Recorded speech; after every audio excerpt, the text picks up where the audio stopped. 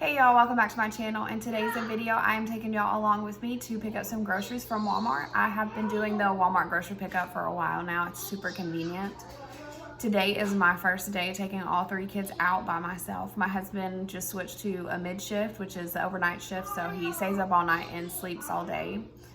So this is gonna be interesting. Anytime I do a grocery pickup, I always clean out our fridge and get rid of all the leftovers or get rid of anything that's in there that we don't need. So I already did that this morning, but I'm also gonna go in there and just scrub it clean because it's dirty and it really needs to be clean this time. So I'm going to do that, and then I am going to get all the kids together and we're gonna go pick up our groceries.